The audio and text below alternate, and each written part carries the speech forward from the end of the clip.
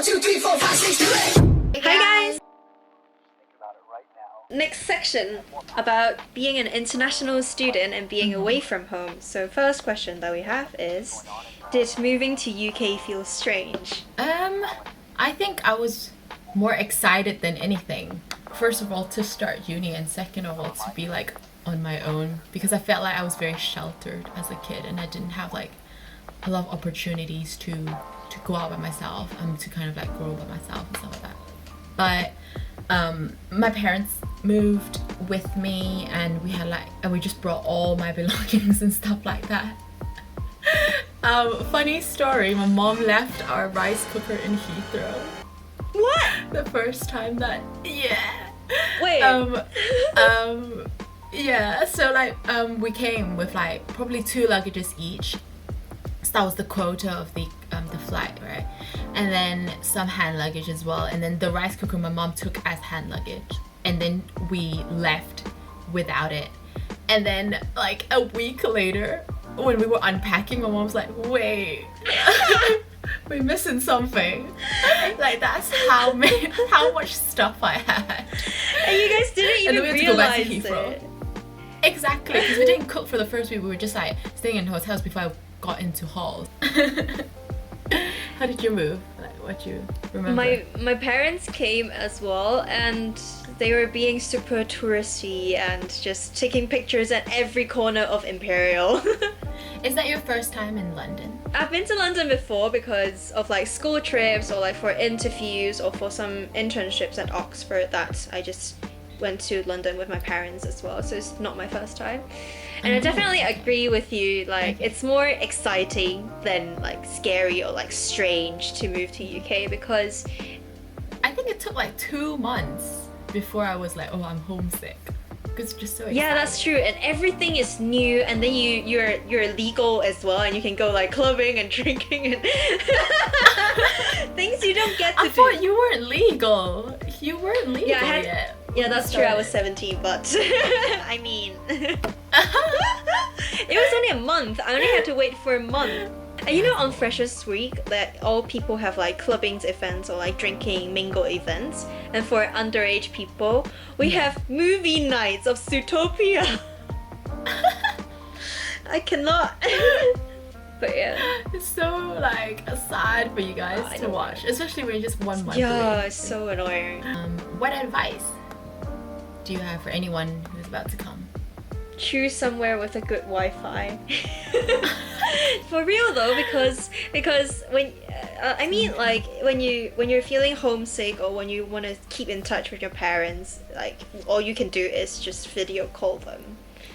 I mean, I would say, apart from that, I would say because you're an international student, might as well just make the best out of it and try to meet people from all different countries, different races, and don't just focus on hanging out with people who are from the same area as you are. Yeah, I feel like it's kind of like a vicious cycle where when you're homesick, you kind of want to hang out with the people that you're like more familiar with at the start. I mean, like at the start when you get homesick, you feel like, oh, I need to make more friends or go to these events that are like for us like Hong Kong based, but that will like, because you're so contained to these like to people from one background, then it kind of makes you more homesick later. So that is like a vicious cycle. I was really bad at calling my mom, to be fair, when I was in uni. I'm a bit better now, but then I think to commit a time like every weekend for half an hour or 1 hour, I think it's better for us to schedule like that, especially when you have so many things like when you're studying you have to do. For me, I just love annoying my mom. I just send her we're selfies. so different. We're so different. Cause if I don't contact my mom for 1 day, she would get really worried about me. Although she wouldn't express it, but I can feel it, and I just feel bad because of that. And I just kind of, even if I don't have anything to show her, I would just be like, oh, look at my face. I do feel like though, because I don't like keep in touch every day, I didn't keep in touch every day, that when I saw them because there is only so much that you can say in half an hour per week, right? It doesn't feel like you kind of know what they've been in their lives. So when I see them again every time, like every half a year or every like 9 months, I feel like for the first few days at least, when we come back together, I feel like I need to readjust the dynamic between me and my parents, and it does feel like a little bit awkward at the start, but then it's just like a readjustment period. But then I think that would be better if I like that wouldn't be there if I had kept up to date like the day-to-day talk with them. So Next section, bilingual quirks. quirk. Yeah. To be fair, I never really kind of appreciated like my bilingualness until like, I don't know, maybe like until I came out of uni, because in uni Really? everyone was so international. Like, it's not just being able to speak Chinese and English, but like people would speak their own European language. I just feel like London was a very like international place. But whereas like now that in work, people will like ask about it specifically, like, oh, how did you learn English growing up and stuff like that. And people are more curious because I think a bigger proportion of people here are non-bilingual. But I do feel like being bilingual is actually an advantage for us, because that means we can do a lot of like translation jobs that only like certain proportion of people can do. But I do feel like because London is very cosmopolitan and you have people from different nationalities living here, it's kind of a nice environment for me to kind of polish my other languages as well. Like, I talk to my Korean friends in Korean sometimes, and it provides like I mean, it's a better channel to practice a foreign language as to just sticking to like textbooks and talking to people. But then there's this phenomenon that I realized, that when you are fluent in two languages or like more than two languages, you kind of, sometimes your brain would kind of like have a short circuit and you forget how to speak in a certain language sometimes. Yeah. Like when I speak in Cantonese, sometimes I just don't remember the word and I have to switch to English or like to other languages to express myself. Yeah. That's why I can speak like a lot faster to you.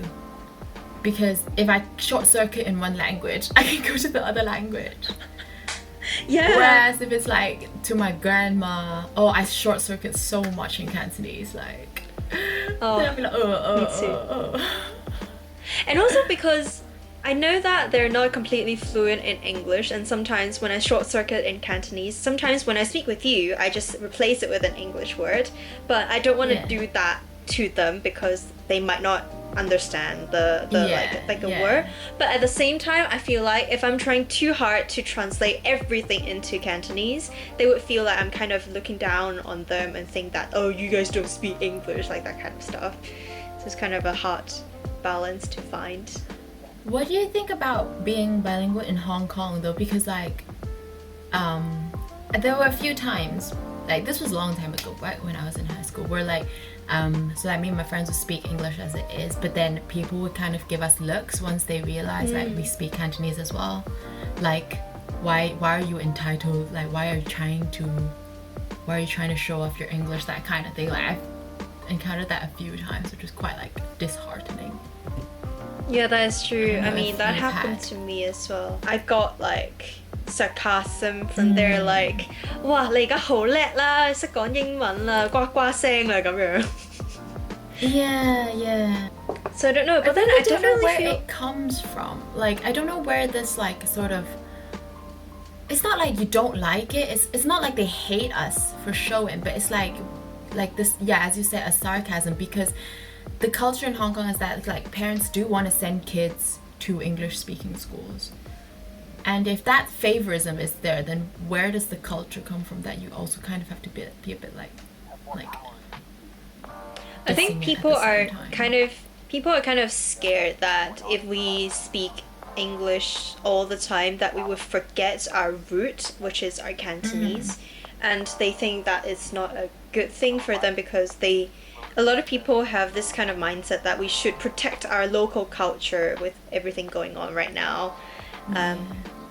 So yeah, probably that is just why. Makes sense. Don't really know. But yeah.